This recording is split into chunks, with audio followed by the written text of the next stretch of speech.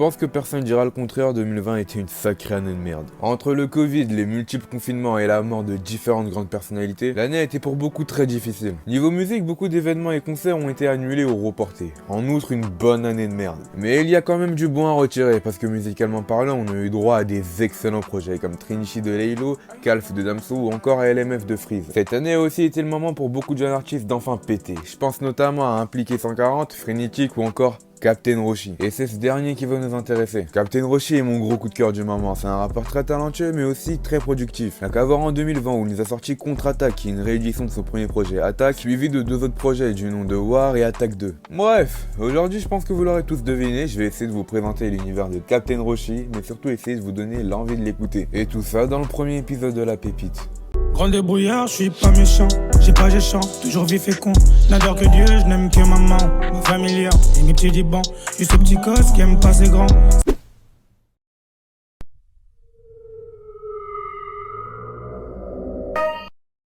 Captain Roshi, qui est La Roche, est un rappeur français d'origine congolaise et sénégalaise. Il a grandi entre Pigalle, Argenteuil et Villeneuve-Saint-Georges. Anciennement membre du collectif Ultimate Boys avec qui il sortira sa série de morceaux Serpent deviendra un dragon, il se lance très vite dans une carrière solo, puis en 2019 il sortira sa toute première mixtape, du nom de Attaque. Et comme je l'ai dit tout à l'heure, il sortira ensuite Contre-Attaque, War et Attaque 2. Lorsqu'on l'écoute, il y a une chose qui nous tape directement à l'œil, c'est sa voix. Captain Roshi possède une voix très atypique. Et lorsqu'on écoute ses sons, on est forcément captivé par sa voix spéciale.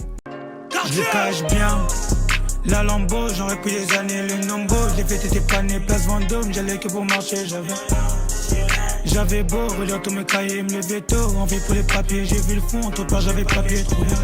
Par de technique et de chant, ta voix, qui est, tu le sais, assez particulière, déjà très cassée, hein, éraillée, t'as compris à quel moment que ça allait être un énorme atout? Le jour où un pote à moi il m'a dit « On dirait que tu peux tout faire avec ta voix ». Ce jour, je l'ai regardé en mode « Hein ?» Il m'a dit « Tu peux autant faire du cinéma, autant être un mec qui traduit la voix d'un dessin animé, et autant un chanteur ou un rappeur. » Je lui ai dit « Je vais commencer par chanteur ou rappeur. Le cinéma, on va y arriver plus tard, mais les deux dernières idées-là, elles sont pas mal. » Faut savoir qu'au-delà du rap, Roshi est un très grand passionné de musique. Et ça, tu le ressens direct. Bien sûr, comme tout le monde, il a ses classiques de rap, Booba, Gims, etc. Mais contrairement à beaucoup, il se limite pas au rap. Tu pourras autant le voir écouter de la variété, du blues ou même de la pop. Son truc à lui, c'est tester différents flows, regarder ce que les autres font autour, analyser et comprendre pourquoi ça marche ou pas. Donc Molotov, c'est le deuxième titre de Attaque 2, quatrième projet en moins de 2 ans. Comment toi, tu expliques cette vitesse? J'aime trop la musique. J'aime trop la musique et écrire, chercher des flows. Genre, ça demande du temps, du travail et ça, comment dire, ça met un peu sous pression. J'aime beaucoup cette atmosphère-là, en fait. J'ai remarqué quand même que tu as un intérêt assez fort pour plein de courants musicaux, que ce soit la variété, le blues, la pop. Tu disais que tu écoutais aussi bien du Amy Winehouse que du Stromae. Enfin voilà, c'est un spectre assez large. Quand j'étais petit, j'imitais Booba et Jams. Et ça donnait pas du Booba et Jams, ça donnait quelqu'un d'autre. C'est intéressant, ça. Mais j'ai toujours cette idée-là de vouloir mélanger. Je mélange les recettes pour donner une nouvelle recette, tu vois. Et il y a toujours aussi ce truc de le grand frère qui dit ne me copie pas. Du coup, quand j'arrive dans le rap, je me dis que je dois copier personne, tu vois. Roshi est aussi un très grand fan de football et a tendance à souvent se comparer à un numéro 9.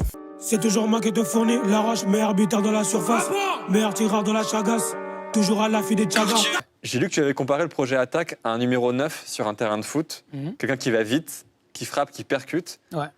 Pour toi, si tu devais assimiler ce nouveau projet à un poste sur le terrain, un joueur, ce serait quel poste? Je dirais un faux 9, justement. On va dire, au foot, il y a l'avant-centre. Tu peux être un 9 avant-centre, genre être en premier comme Lewandowski ou Ronaldo, ou descendre en faux 9, Griezmann, comme Firmino, Griezmann ou Benzema. Donc dans ce poste, dans ce projet, j'ai préféré être un peu celui qui est le faux 9 un peu, tu vois, pour distribuer plus, faire des passes un peu partout. Comme si on n'avait pas assez, Captain Roshi est aussi un gros fan de manga. Et ça a beaucoup d'influence sur sa musique puisqu'il fait énormément de références aux animés et aux mangas. Que ce soit dans ses adlibs avec le célèbre de Brook de One Piece ou même l'incontournable de Jotaro de Jojo Bizarre Adventure, ou bien encore par le biais de Punchline. Elle est belle, mais qu'est-ce qu'elle est conne. Comme ton père, je rêve de la somme. Photo du range, je mets des j'aime ou des coms. Mes négros sont forts, tes négros sont faux. Les mondes part en couille et je guette plus les infos. Les cartes c'est bouge comme l'a fait la info. Je me pars d'un frère, on me dit qu'il est chaud. J'ai vite capitaine vénard, chaud comme chapeau de paille. J'ai de la verte comme Piccolo.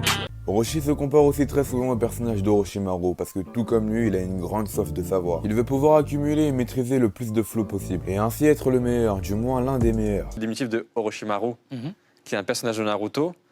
Quand je lui ai demandé, parce que j'ai pas lu Naruto, désolé. Ouais. Non, t'inquiète. Quand je lui ai On m'a demandé beaucoup de gens. de me pitcher qui était Naruto, qui était Orochimaru, Sébastien Abdelhamid m'a dit, en gros, c'est un mec qui est rusé, fourbe, vicieux, bref, le mal.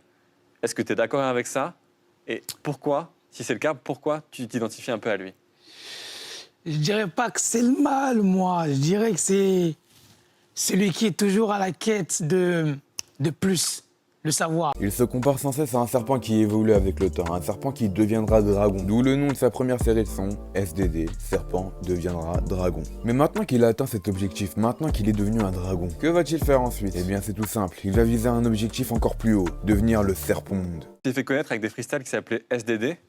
SDD, ça voulait dire quoi? Serpent deviendra dragon. Est-ce que ça veut dire que ça y est, t'es devenu dragon? Exactement. C'est quoi l'étape après dragon alors? Ah, c'est devenir le serpent monde. Le serpent monde? Tu connais pas encore? Non, je connais pas encore. Tu vas voir. Comme vous l'aurez compris, Captain Roshi a un univers plutôt atypique et c'est en grande partie pour ça que je l'aime. Même si c'est vrai qu'au début il faisait juste de la trappe bête et méchante. Mais avec le temps il a su évoluer et se diversifier pour nous sortir des sons comme Journal de bord que je trouve juste incroyable. Grand débrouillard, je suis pas méchant. J'ai pas géchant, toujours vif et con. N'adore que Dieu, je n'aime que maman. Ma familière et mes petits dibans. Juste ce petit cos qui aime pas ses grands. C'est lui qui te ment, ou monsieur l'agent. J'en ai qui volent juste pour l'argent. Des camarades, on fait pas le brigand. C'est sans aucun doute l'un de mes plus gros coups de cœur de 2020. En plus de ça, tu vois, tu sens vraiment que c'est un PC de musique. Tu sens qu'il kiffe vraiment ce qu'il fait. Et vraiment, j'ai hâte qu'il nous sorte enfin un véritable album. Mais surtout, je l'attends au tournant en 2020. J'espère qu'il va tout péter. Bon, on dirait bien que c'est la fin de la vidéo. J'espère que vous l'aurez kiffé et que j'aurai réussi à vous donner envie d'écouter Captain Roshi. En tout cas, moi j'ai kiffé l'affaire. Ça m'a permis d'en apprendre plus sur Captain Roshi. Du coup, ça fait plaisir. En tout cas, n'oubliez pas de lâcher le petit like si vous avez kiffé la vidéo. Donnez votre avis en commentaire. Partagez la vidéo, ça m'aidera toujours à avoir plus de visibilité. Et surtout, abonnez-vous. C'était Taiki. Et sur ce, sayonara.